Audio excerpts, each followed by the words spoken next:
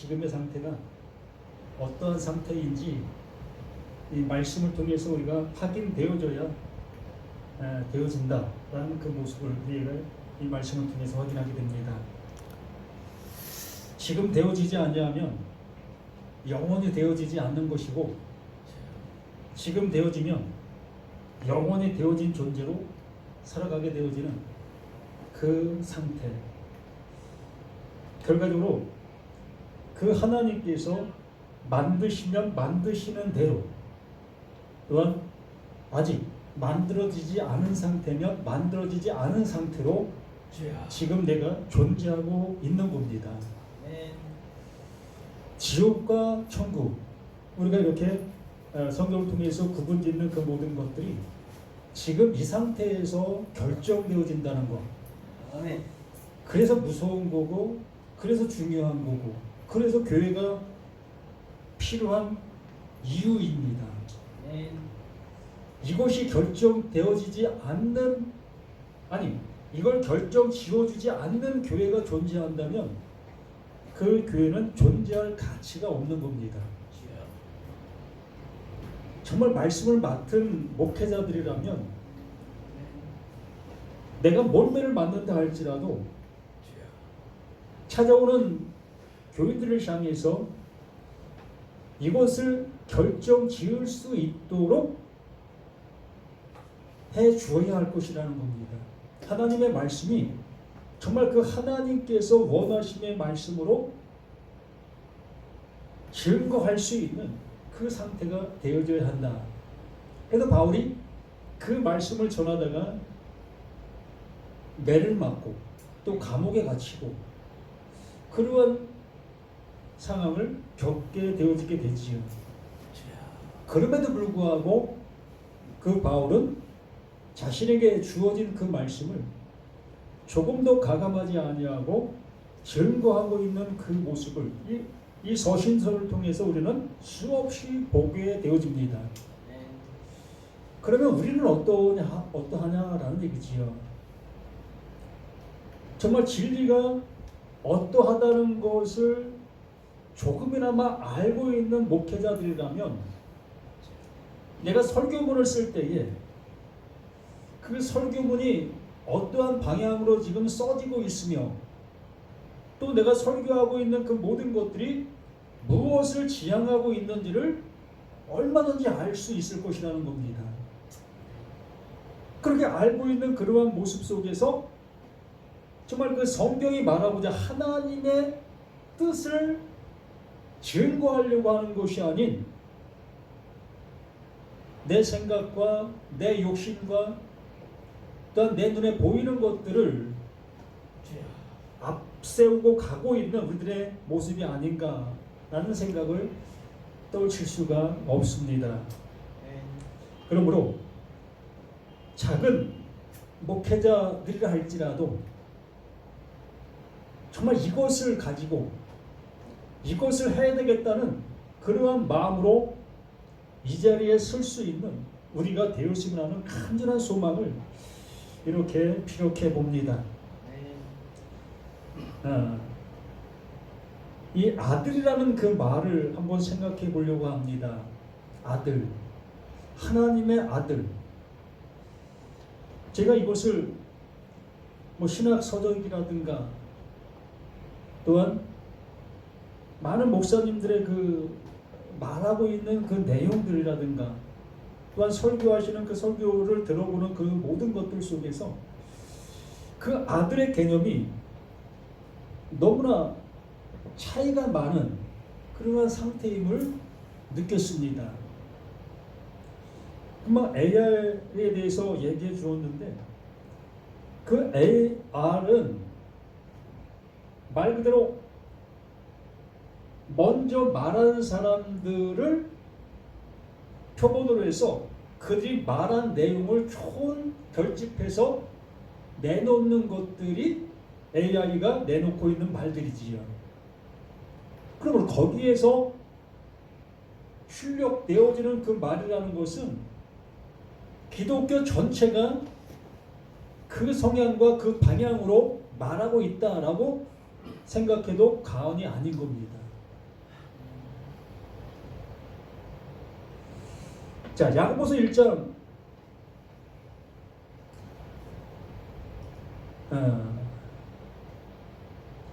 18절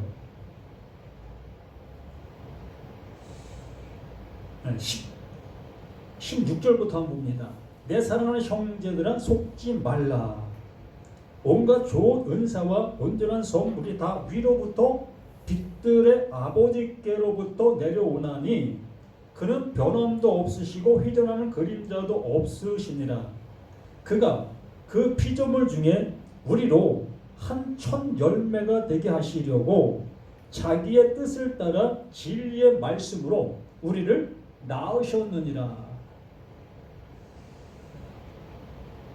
이 원어를 보게 되어지면 이렇게 해석되지 아니할 수 있을 겁니다. 뭐 달리 해석될 수도 있을 것이라는 겁니다. 그러나 달리 해석되어진다 할지라도 여기에 기록된 내용의 모든 것들을 우리가 한번 생각해 볼 때에 별 차이 없는 모습으로 원어도 해석이 될 것이라는 겁니다. 그러면 그 하나님께서 우리에게 아버지라고 불려지시고 있는 그 하나님께서 하시는 그 일이라고 말씀해 주시는 거고, 그분이 지금 이렇게 일하고 있다. 우리를 어떤 열매? 천 열매가 되게 하신다라고 말씀해 주셨습니다. 그러면 우리가 알고 있는 천 열매는 누구지요? 예수. 예수가 천 열매입니다. 왜요? 한 사람도 그 하나님의 뜻을 안 자가 없고 또한 그 십자가를 진 존재가 없기 때문에 오로지 그 예수 그분만이 하나님의 뜻을 따라 하나님의 뜻을 이룬 존재로 우리에게 그 약속을 이루신 존재이기 때문에 그렇지요. 그래서 그 예수를 천 열매라고 분명하게 말씀해 주시고 있습니다.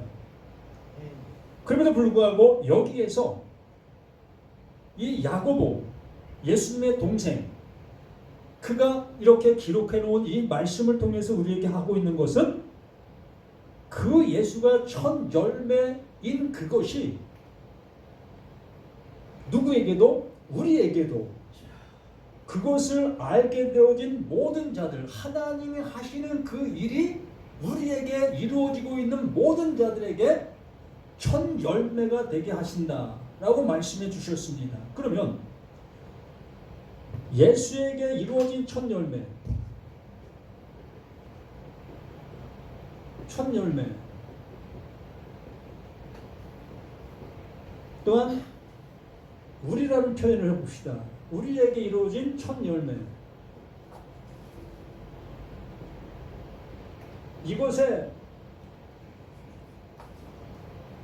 이것을 주도하고 계시는 분은 하나님.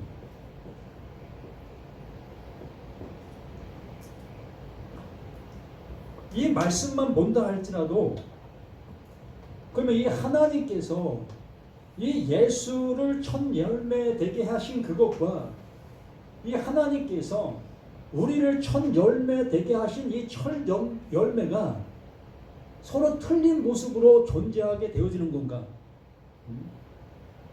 같은 천 열매인데도 불구하고 이 예수에게 이루어진 천 열매와 우리에게 이루어진 천 열매가 틀린 열매이냐야 하는 얘기지요.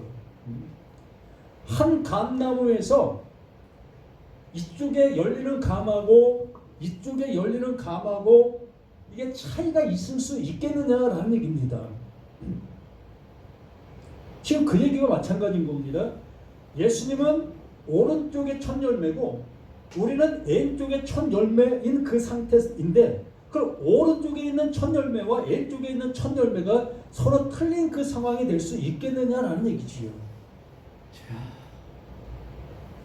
그렇게 말씀해 주신 그 모습 속에서 그가 그 피조물 중에 우리로 한 천 열매가 되게 하시려고 자기의 뜻을 따라 진리의 말씀으로 우리를 낳았다.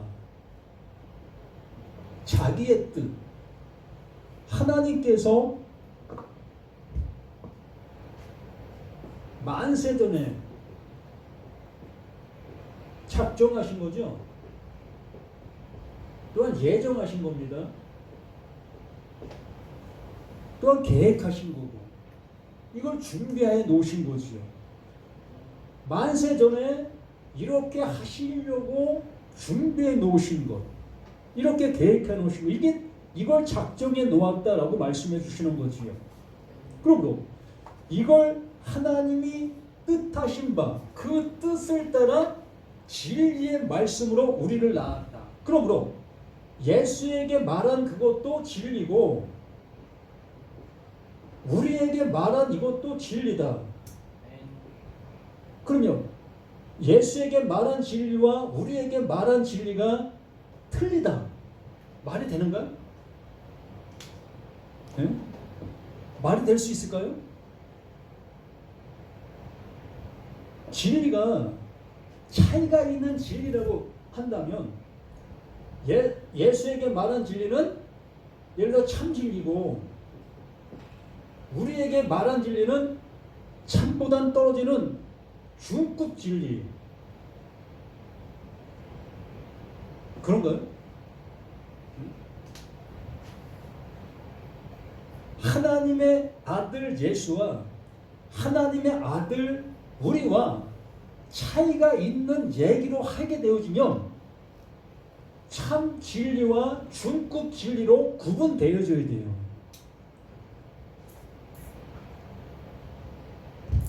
이 예수는 하나님이고 누구도 부인하지 않습니다. 우리는 하나님께서 만들어주는 아들, 그냥 명목상 아들. 그러니까 예수는 하나님으로서 하나님의 아들이고 하나님과 똑같은 성질을 갖고 하나님과 모든 것이 같은 존재로 아들이고 우리는 그냥 하나님께도 우리를 은혜로 아들이라고 불러줄게.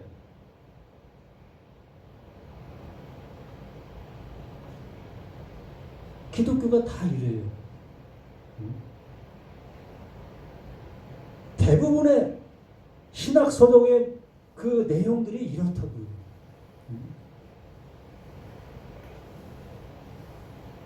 이러한 것을 어떠한 모습 속에서 변화되지 아니한 모습 속에 아무리 설교를 진리로 그냥 아무리 쏟아부어도 아무 의미가 없어요. 제가 이러면서 이걸 생각하면서 내가 지금 뭘 하고 있는 건가? 그 말씀 전하면 뭐 할 건가? 이 명목상 아들이 되어지는 이것을 아무리 외친들 예수님은 참 진리고 우리는 중급 진리라는 그 모습으로 우리가 가게 되어지는 모습이라면 그 하나님은 도대체 어떻게 우리의 아버지가 될 수가 있느냐는 겁니다. 말 그대로 신형 아버지? 그냥 아들은 아니지만 이웃집에 있는 그 자식이 그 이웃집에 있는 그 친구 아버지를 향해서 그냥 아버지라 부르는 그런 차원이겠습니까? 이거 참 너무나 괴롭고 이거 어떻게 해야 될 건가 라는 그 암담한 그러한 모습이 제게 있었습니다.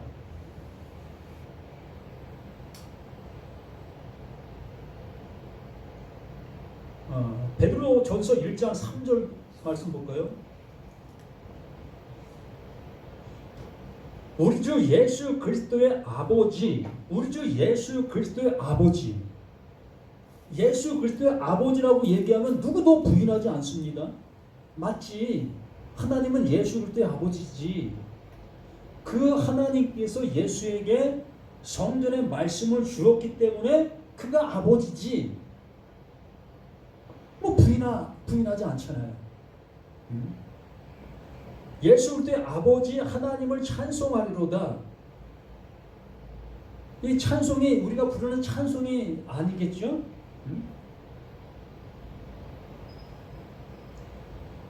바로 그 하나님께서 그 예수에게 주신 그것이 그 예수에게 이루어진 그 상태를 그걸 찬송이다 라고 얘기하는 그 찬송일 겁니다. 그의 많으신 긍휼대로 예수 그리스도를 죽은 자 가운데서 부활하게 하심으로 말미암아 이걸 하나님이 해주신 거예요. 하나님이 예수를 첫 열매 되게 해주신 겁니다. 이 열매라는 것은 부활이잖아요. 이렇게 첫 열매가 되게 해주신, 첫 부활이 되게 해주신 겁니다. 명확한 모습으로 이렇게 그 많으신 긍휼대로 예수 그리스도를 죽은 자 가운데서 부활하게 하심으로 말미암아 우리를 거듭나게 하사 산 소망이 있게 하시며. 이거 어떻게 설명할 거예요? 예수는 참 진리고 그 예수에게 여기에 말한 것처럼 하나님께서 참 진리로 그 예수를 부활시켰어요. 그 부활시킨 그 일로 인해서 우리를 거듭나게 한다. 그러면 그 거듭나는 그것을 이 예수는 하나님과 똑같은 동등됨이고 나는 그냥 명목만 그 이름만 붙여주는 그 아들이 되는 건가요? 응? 이거 참 심각한 문제인 겁니다. 이 거듭났다는 그 의미가 뭐 이렇게 한글로 번역됐기 때문에 이게 좀 변화된 그 상태로 이렇게 거듭을 생각할 수 있잖아요. 이 존재의 변화를 이 한글이라는 그 거듭남의 모습으로 얘기하게 되어집니다. 이 거듭이라는 것은 원어가 어떻게 되는지 모르겠습니다. 이 거듭이라는 것은 이 성경에서 말하고자 하는 그 내용의 의미는 죽고 사는 것, 죽은 것을 살리는 것, 이게 거듭남이에요. 그러면 죽고 사는 것, 나라는 내가 이것이 죽는 거잖아요. 이 보이는 이 상태가 이제 깜깜한 상태가 되는 거잖아요. 이 존재라고 여겼던 내가 이게 존재가 아닌 것이 되는 겁니다. 무엇으로? 하나님께서 예수를 그 은혜로 살리신 그 부활하게 해주신 그 말씀의 그 능력으로 우리가 이 상태, 이 첫 열매가 되지 않고 있었던 이렇게 말씀 앞에 있는 나라는 내가 정말 그 말씀, 그 하나님의 그 말씀이 내게 들려지게 되어질 때 비로소 내가 이게 살아있는 게 아니었네, 하나님의 은혜를 받고 있는 것이 아니었네, 이걸 아는 거잖아요. 이스라엘 백성들이 그 율법을 따라 그 하나님을 아주 잘 섬기고 하나님을 잘 예배하고 있었던 그들 상태 속에서는 그것이 살아있다 여기는 것이며 그 상태 속에 하나님의 아들이라 여기고 있었던 그 모습. 그런데 그 예수가 우리 가운데 와서 말 그대로 그 예수가 이렇게 죽지 않습니까?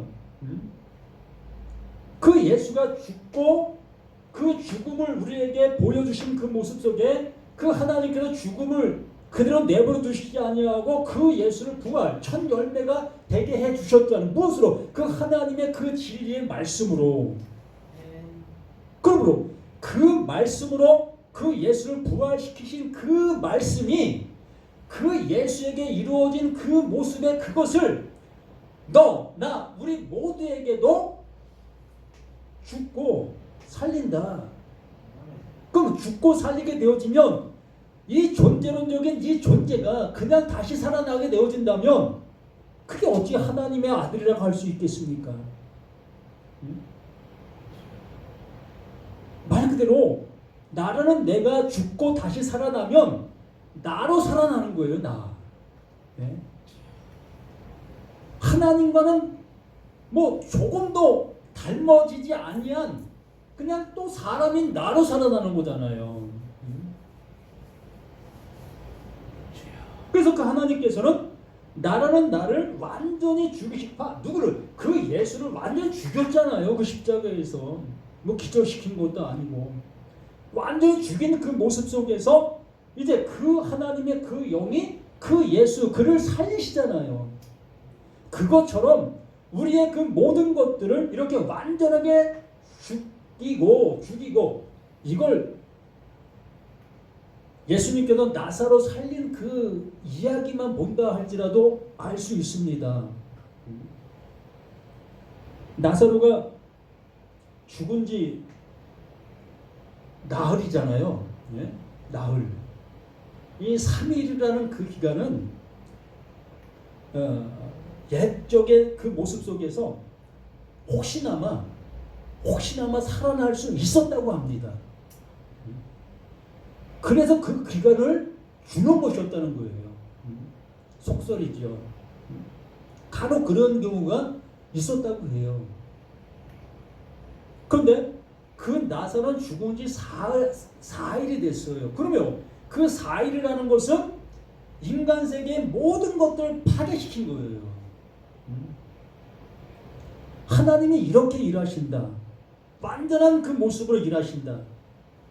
그렇게 그 모든 것들을 통해서 알게 해주시는 그 내용들이었다는 거죠. 그러므로 여기도 말씀해 주시는 것처럼 그 하나님께서 그 예수에게 이루어놓으신 그 일로 말미암아 그것으로 인해서 그러면 그 말의 내용을 우리가 한번 추측하고 그 내용의 말을 한번 우리가 받아들이는 그 입장 속에서 보게 되어진다면 정말 그 하나님께서 그 예수에게 이루어 놓은 그 일들을 통해 그걸 통해서 뭔가를 하신다는 거잖아요. 그 뭔가를 하는 그 일이 우리에게 이루어지게 되어지는 그 일이라면 그것을 이름을 받은 나는 어떻게 되는 겁니까? 아는 자가 되는 거예요. 그것을 아는 자가 되는 겁니다.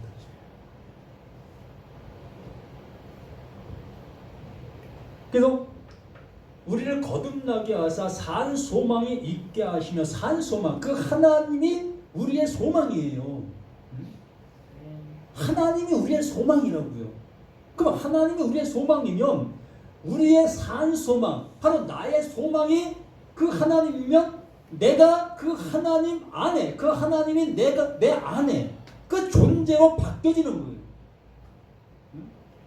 이것을 이렇게 말씀해 주시려고 하고 있는 이 모든 내용들을 우리는 이것을 도저히 우리는 생각할 수 없는 그 영역이다 보니까 어떻게 이게 가능해? 불가능하잖아요. 그 불가능한 그것을 우리는 도저히 받아들이지를 못하고 있다는 겁니다.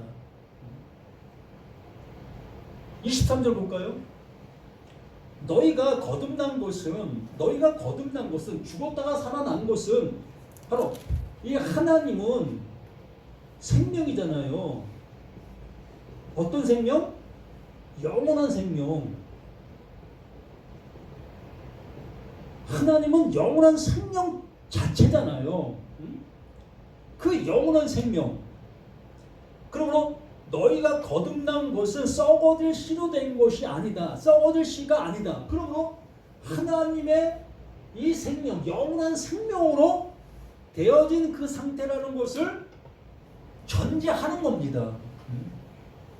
우리가 거듭난 것이 내 어떠한 모습이 바뀌어지는 것이 아니라 나의 생명은 끝나고 비로소 하나님의 그 영원한 생명이 시작된다. 이걸 말씀해 주시는 그 모습인 것이라는 거죠. 거듭남은 썩어질 씨 된 것이 아니요 썩지 아니할 씨로 된 것이니 우리 씨라는 그 개념을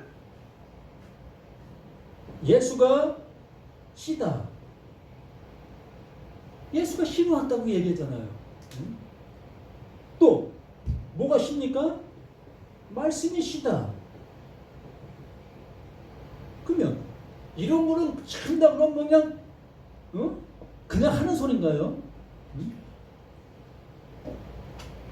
예수가 시고 말씀이 시고 진리가 시고 하나님의 그 모든 것이 시다라는 그 개념으로 우리가 생각하고 있으면서도 그러면 이러한 말씀들을 대할 때는 왜 그 하나님께서 하시는 대로 영접하지 못하느냐는 겁니다.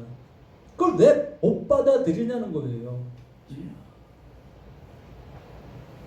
그러면 내 부인이 안 된다고 할 수밖에 없는 거죠. 그래서 썩어질 시 된 것이 썩지 아니할 시로 된 것이 살아있고 항상 있는 하나님의 말씀으로 되었느니라. 살아있고 하나님만이 영존하신다. 그런 말을 우리가 늘 하고 있지 않았습니까? 뭐 우리도 무엇으로 지원받았지요? 말씀으로 지원받았잖아요. 그럼 말씀으로 지원받은 것은 영존하는 것이다. 맞잖아요. 그러면 하나님께서 나를 말씀으로 지었다면 그것이 환원되어지게 될 때, 회복되어지게 될 때, 알게 되어질 때에 비로소 나는 하나님의 아들이 되는 거잖아요.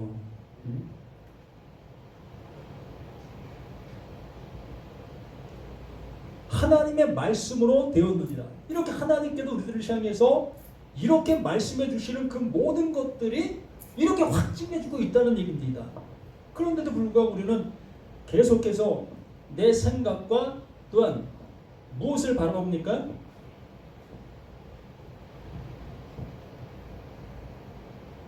신학 뭡니까?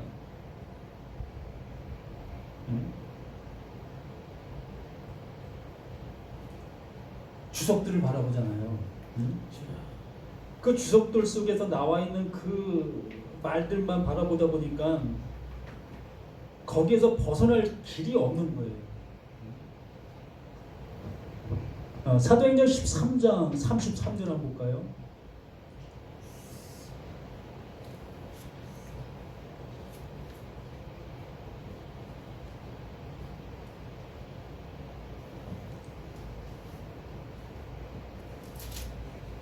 어, 32절 보면 우리도 조상들에게 주신 약속을 너희에게 전파하노니 조상들에게 주신 약속을 너희에게 전파하노니 곧 하나님이 예수를 일으키사 우리 자녀들에게 이 약속을 이루게 하셨다 함이라. 시편 2째 편에 기록된 바와 같이 너는 내 아들이라 오늘 너를 낳았다 하셨고, 이게 조상들에게 해 주었던 약속, 그 약속을 그 예수를 통해서 이제 확증해 주는 말씀이다. 그리고 우리 모두가 하나님의 아들로 이렇게 세움을 입게 되어진다. 그럼 하나님의 아들이 처음에 얘기했던 것처럼 예수는 하나님의 아들이고 나는 그냥 직함만 그냥 은혜로 나를 아들이라 불러주는 그러한 존재로 살아가는, 그러므로 아들이라고 하는 내가 그 하나님을 계속해서 뭘 해야 되는 겁니까? 예배하고 섬기고 또한 그 하나님을 향해서 뭔가를 바치고 이렇게 하는 게 맞는 건가요? 또 그렇게 얘기했었더라고요. 하나님의 가족으로 이렇게 세워주는 거다. 그럼 하나님의 가족이 되어지면 뭐 서로 틀린 그 모습에 뭐 우리가 생각하는 것처럼 애완견을 내 가족으로 여긴다. 그러므로 애완견도 내 가족이야. 그런 책인가요? 그것도 일리가 있잖아요. 요즘 애완동물들 그거 뭐 욕하고 때리고 그러면 난리 나잖아요. 내 가족, 내 자식을 어찌 이렇게 학대할 수 있느냐라는 그 모습으로 다가오게 되어지게 됩니다. 뭐 그 좋은 일은 아니겠지만 어쨌든 애완동물이 가족이라는 직함을 주고는 있으나 그게 가족입니까? 우리와 똑같은 존재입니까? 아니잖아요.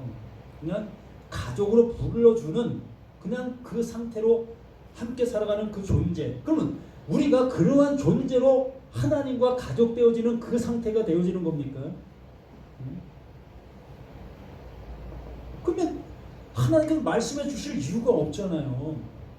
이 성경 뭐 이렇게 두껍게 해줄 이유가 뭐 있어요? 우리는 애완견으로 그냥 하나님께서 야, 너 좀 시가 좋네? 너 좀 뭐 상태가 괜찮네? 그럼 내가 너 택해 줄게. 너 이제 내 가족으로 이제 삼아 줄게. 칼빈의 예정론이 거기에 적용되는 그 모습일까요? 참으로 참담한 그 모습이 우리에게 있습니다. 진리는 똑같은 진리요, 하나님이 하시는 일은 똑같은 하나님이 하시는 일이 되는 겁니다. 그리고 이 성경의 말씀에 놓으신 이 모든 말씀 안에 담겨 있는 하나님의 마음은 그 예수에게 이루어 놓으신 모든 것들을 바로 너희들에게, 바로 너, 나, 우리에게 그대로 줄 거야. 그래서 내가 너를 말씀으로 낳았다라고까지 하는 그 말씀을 주시고 있는 겁니다. 그리고 우리는 담대하게 그 하나님을 향해서 아빠, 아버지라고, 내가 성전 되었다고, 이제 난 성전 되었어요. 아버지의 그 말씀이, 하나님의 그 말씀이 내 안에서 집이 되어서, 그러므로 우리는 하나님의 성전으로서 하나님이 거하시는 그 존재로서 살아가는 우리 모두가 되어지는 것이다. 이게 하나님의 아들이다 라는 것이죠.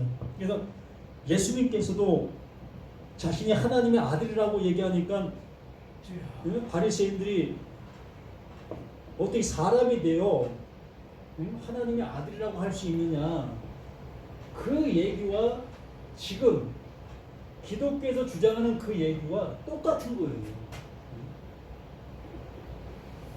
그럼 내가 하나님의 아들이라고 얘기하는 이 얘기를 하고 있는 나를 향해서 돌을 던질 수밖에 없는 것이라는 겁니다. 분명히 그 말씀을 예수가 했잖아요. 내가 하나님의 아들이라고 함으로 인해서 너에게 옳지 않느냐. 그것을 이루려고 오신 예수인데, 그것을 주려고 오신 예수인데, 그것을 마다하고 있는 이스라엘 백성, 그 말씀을 가지고 있는 그들, 이 세상 속에 있는 기독교인들도 마찬가지입니다.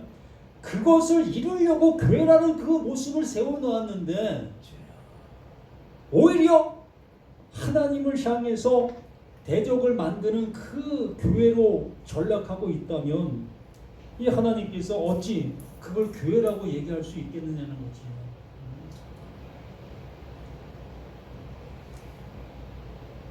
뭐 심한 말을 하고 싶지만